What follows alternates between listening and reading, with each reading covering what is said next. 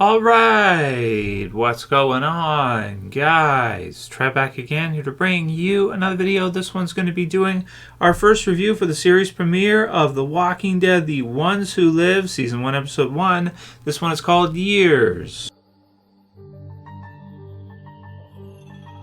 Alright, dudes, and big time spoiler warning if you have not seen the series premiere episode for The Walking Dead, The Ones Who Live, Years. So want to go ahead and definitely give our thoughts on this one. This one was a long time coming to finally get to see the return of Rick in the Walking Dead universe, to see what he's been up to, what's happened to him since his leave in the first half of The Walking Dead Season 9. So it's been about, 5 years or so since we've got to see Rick in The Walking Dead in real world time, long time, and also kind of like a 5-year time skip in this one at the beginning. So, this is one that originally was pitched as maybe a movie trilogy or as a series of movies or at least one movie, and then eventually we had kind of the world shutdowns and all the things that happened around 2020 there and 2021 and so ultimately, AMC made the decision that they were going to go for an additional spin-off series for Rick and Michonne, The Ones Who Live. And finally, now we get to see that series come to fruition. And I would say after seeing the premiere episode, it definitely does not disappoint. It's absolutely surreal to watch this episode. This is something that I think over all the years a lot of us thought at some point that we would never get to see this. We would never get to see, the future for Rick, or get to see what happened to Rick, get to see what happened with Rick and Michonne, and finally now actually getting to see these episodes premiere.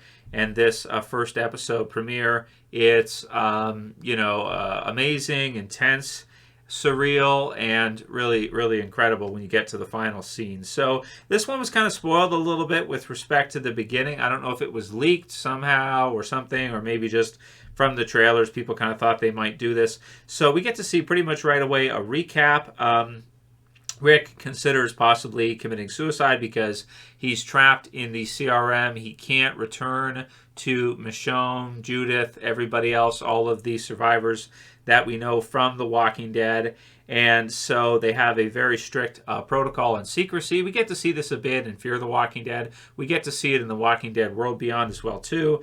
And so there's really, it feels very natural that Rick is in that type of situation, because we don't see him ever return to the group in the original Walking Dead TV series, so it has to make sense why that is. And so you get to see a group that really is strict on secrecy, on controlling information and controlling its people, where they are, making sure there's no leaks as far as people going out there telling other groups about the CRM, which could put the communities in danger. So all these different protocols. The intro is really cool. I really like the intense intro for the Rick and Michonne series, The Ones Who Live.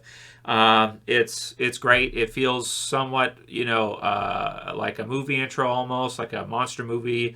Really like kind of just intense and kind of scary, but also very, I feel like this version of The Walking Dead, or this premiere for The Walking Dead, maybe takes itself more seriously than in any other version of The Walking Dead. It feels more intense, and it feels like the stakes are kind of higher in this one than in any of the other Walking Dead series, even the original Walking Dead series, waking up in the zombie apocalypse, everything like that.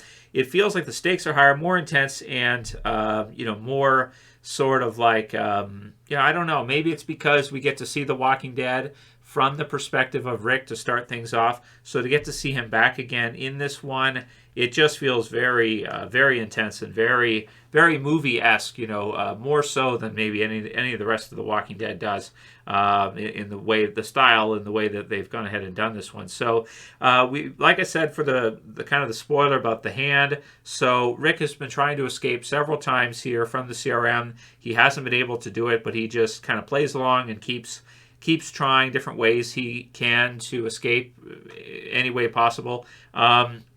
And so we do see him cut off his own hand in this one, which is surprising and kind of, an interesting way to go about it, different from the comics where it's like a villain that does it with the governor.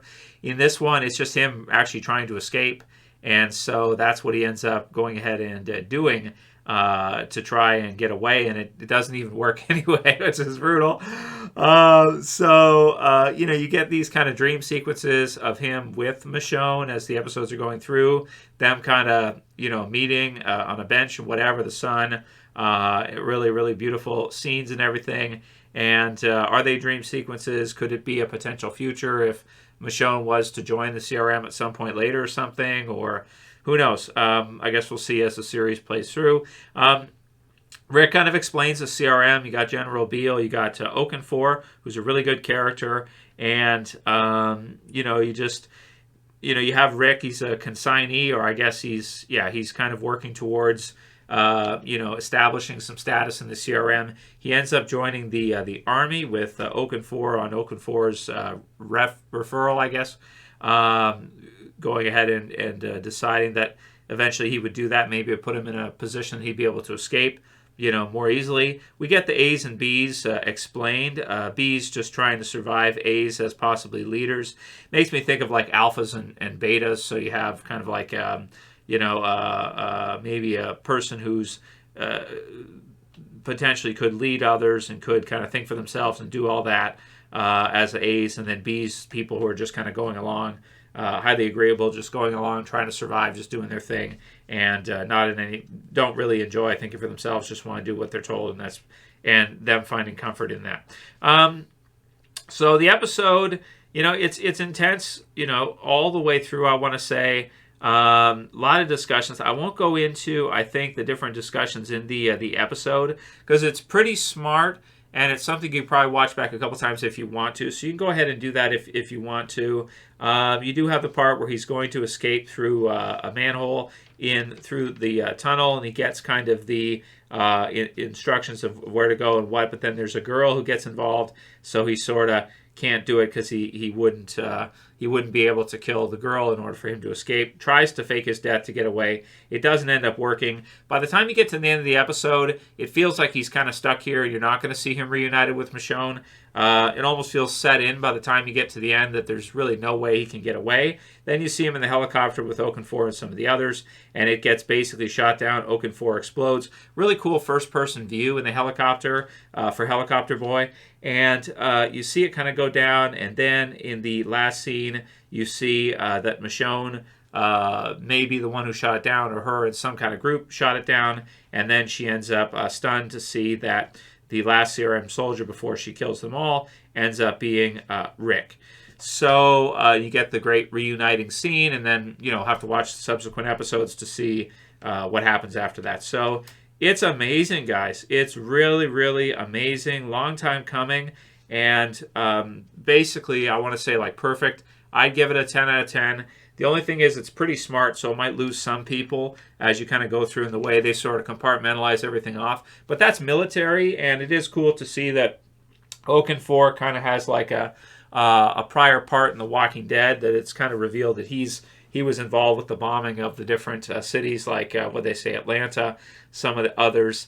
And there's a mention of what we got to see with Portland, Omaha, and so the Borromene rings of the CRM, and you lose. We kind of saw a bit of that in World Beyond. We saw, was it Omaha? I forget exactly, but yeah, amazing first episode. I'm going to give The Walking Dead, The Ones Who Live, a perfect 10 out of 10. It's so cool to see Rick back. It's so cool to see Michonne back, and it plays really well as a Walking Dead love story. It really feels different from anything we've seen before in Walking Dead.